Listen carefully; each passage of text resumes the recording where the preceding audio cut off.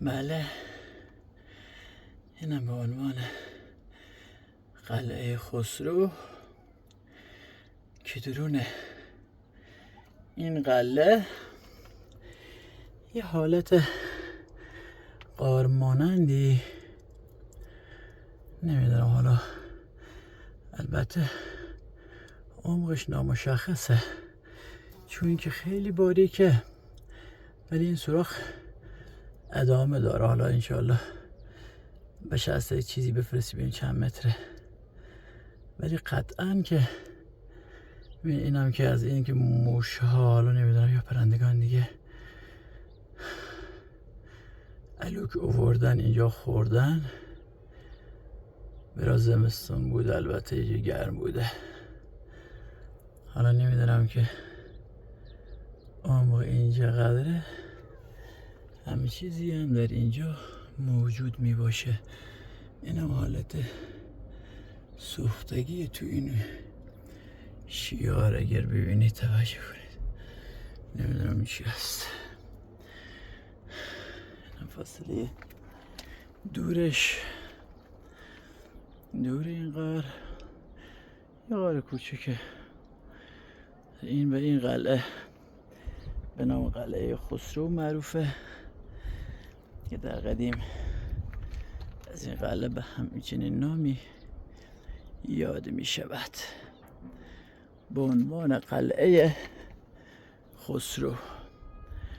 این قلعه خسرو، ولی فکر میکنم این شیاره که درون این غار هست طبیعی نیست.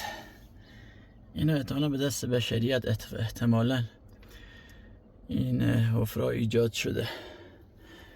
حالا به چه مناسبت این اتفاق می افتاده الله اعلم. ببینید این حفره ها به دست بشریت بوده سالیان سال، بلکه بالای 1000 سال شاید بیشتر. این قلعه به عنوان قلعه خسرو که در پایین این قلعه یک روستایی به نام گدار سبز که احتمالاً سبز نام بردنش یا یاد شدن به نام گدار سبز احتمالاً مال این سبزی هایی هست، یعنی تپه های سبز رنگی که در درون این روستا هست. روستا البته آب نداره، اصولاً باید از چاه استفاده شه. چاه هم عمق زیاد باید حفر بشه، به مردم خیلی استفاده نداره. یه چاه های 10 متری میزنه، یا آب سطحی که هم آبم خیلی کمه به اندازه خوردن. حالا اخیراً مثل این که آب لوله کشی داره میشه این روستا، برق داره البته. از جاهای هم هسته که اینجوری چاه زدن و چند تا درخت زدن. اگر فکر کنم از ولی حالت مردمانش جوری زندگی کردن، اگه دقت فرمایید، یعنی حالت طبیعی روستا رو به هم نزدن. یعنی ببینید دقیق خونه ها جوری ساخته شده که به درختان طبیعت هیچ آسیبی نرسه. مردمش واقعا طبیعت دوستان، همه مردم. یعنی سعی کردن این مردم دقت بفرمایید که به طبیعت هیچ آسیبی نرسه. البته از این لحاظ قطعا نمره 20 دارن این مردم، همه این مردم اینجورن. اگه دقت بکنید ببینید هیچ آسیبی نداشتن به درختان طبیعت بخوره. دمشون گرم، واقعا تحسین داره این کار. اگر از این بود بخوایم نگاه کنیم، مردم بسیار طبیعت دوستی هستن، یعنی واقعا دوستداران طبیعت 100% به این مردم میشه گفت.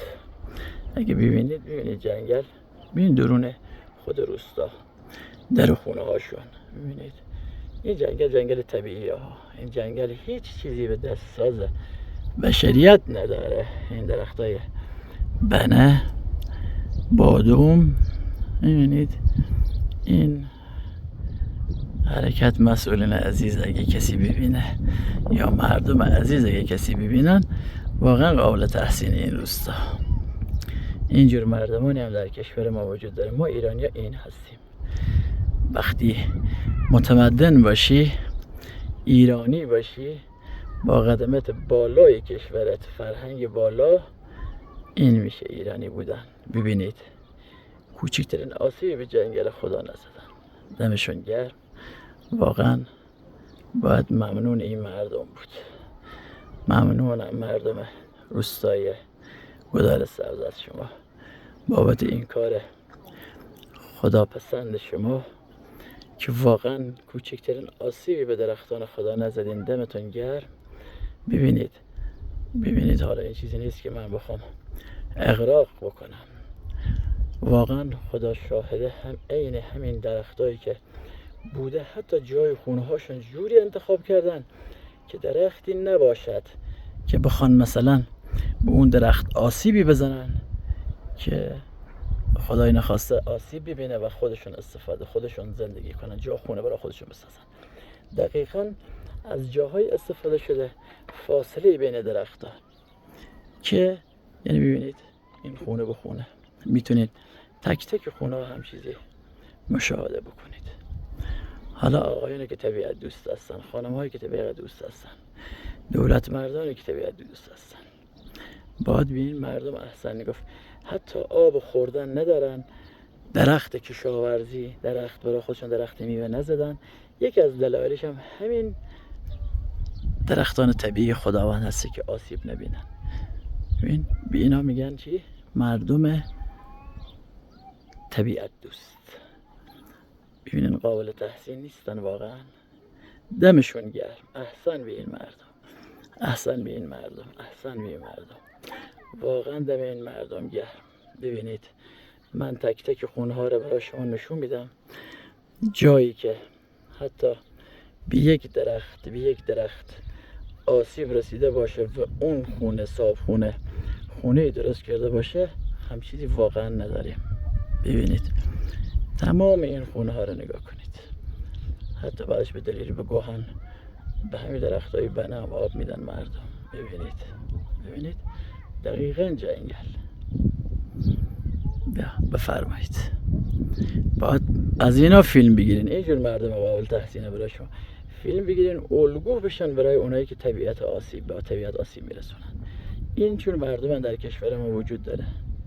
مردم این روستا، بچه های این مردم اکثرا باسواد تحصیل کرده هستن. قطعا تو هر خونه یه لیسانس، فوق لیسانس، دکترا مطلق قطعا داریم.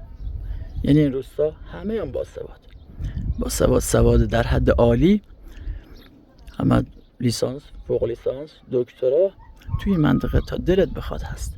یعنی میتونم به جرئت بگم تو هر خونه 2 تا 3 لیسانس یا فوق لیسانس وجود داره. حالا جلوش 100 تا خونه اینجا هست. این 100 تا خونه شاید 200-300 تا لیسانس، فوق لیسانس و دکترا دارن. این از لحاظ تحصیلی. و ناگفته نماند خونه هایی هم که ساخته شدن پدران اینها ساختن که هیچ سوادی ندارن، هیچ سوادی. یعنی من نوعی بچه بودم پدرم اینجا خونه ساخته. الان من تحصیل کردم ولی پدر من تحصیل کرده نبوده، اصلا مطلقا سواد نداشته، ولی کاری کرده به جنگل خدا، به درختان طبیعت هیچ آسیبی نرسه. این درخت‌ها رو زمانی خونش ساخته، ببینید هیچ درختی هم آسیب نزده. چرا؟ چون که سواد نداشته، چون که ولی شعور داشته. انشاءالله که همه ماها به اون سطح شعور و آگاهی برسیم، به طبیعت خداوند آسیب نرسونیم. امیدوارم همه ما مردم، همه ما به فکر آیندگان خودمون باشیم، به فکر بچه ها و بچه زاده ها و برو تا نسل به نسل خودمون باشیم که از این جنگل ها و طبیعت ها استفاده کنن. از جنوب کشور گرفته تا شمالی ترین نقطه ایران، امیدوارم همین آگاهی و شعور رو داشته باشن، به طبیعت آسیب نرسونن.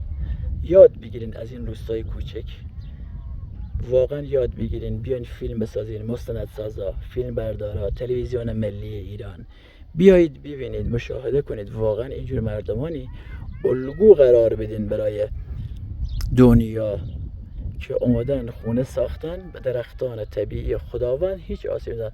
میتونستن راحت این درختان قطع بکنن، چا بزنن، آب بیاد، درخت میوه، درخت انواع درخت‌ها برای خودشون کشت کنن، ولی این کارو نکردن.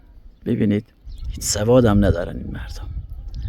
به امید تفکر برای مردمان با سواد کشور ما در شمالی ترین نقطه کشور من، در تمام نقطه، حالا شمال نام میبرم چون درختان زیبایی داره، آب بارون فراوان هست، قطعا برای قلقم کردن این جنگل ها کسانی هستن که تبر به کمر انداختن و آماده کوچکترین اشاره برای قلقم درختانشون، درختان طبیعت هستن.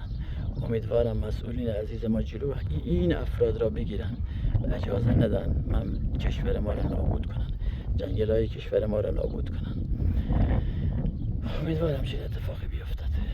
ما که کاری از دستمون بر نمیاد، فقط میتونیم دعا کنیم، از خدا طلب بخشش کنیم برای این مردم، این جور آدمایی که واقعا میان برای امرار معاش زندگی خودشون طبیعت نابود میکنن. و احسن به این مردمی هم که برای زندگی خودشون فقط ساخت سرپناه برای خودشون از جنگل محافظت کردن و امرار معاش خودشون از دل کوه در آوردن، حاضر نشدن اینجا این زمینه. ببینید زمین کشاورزی اگه قرار بود اینجا استفاده کنن، میتونستن چاهای عمیق حفر کنن، به این درخت، این طبیعت و این زمین ها را قابل کشت هستن و کشت کنن، استفاده کنن، ولی چنین کاری نکردن. درود بر کسانی که این افکار در سر اینا نهادن. مرحبا بر همچه آدمایی. امیدوارم ما از اینها یاد بگیریم.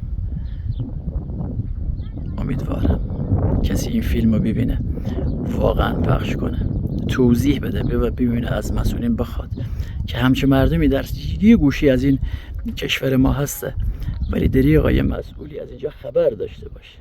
امیدوارم که مسئولین ما هم واقعا به فکر طبیعت و مردمش باشن، نه به فکر جیب خودشون. امیدوارم واقعا مسئولین خوبی داریم، البته ناگفته نماند اندک به تعداد کمتر از انگشتان دست آدمای فاسد در این مملکت وجود داره، ولی امیدوارم همون کمتر از انگشتان دست همونا هم سر عقل بیان و دست از این جنایت هایی که در حق طبیعت میکنن بردارن.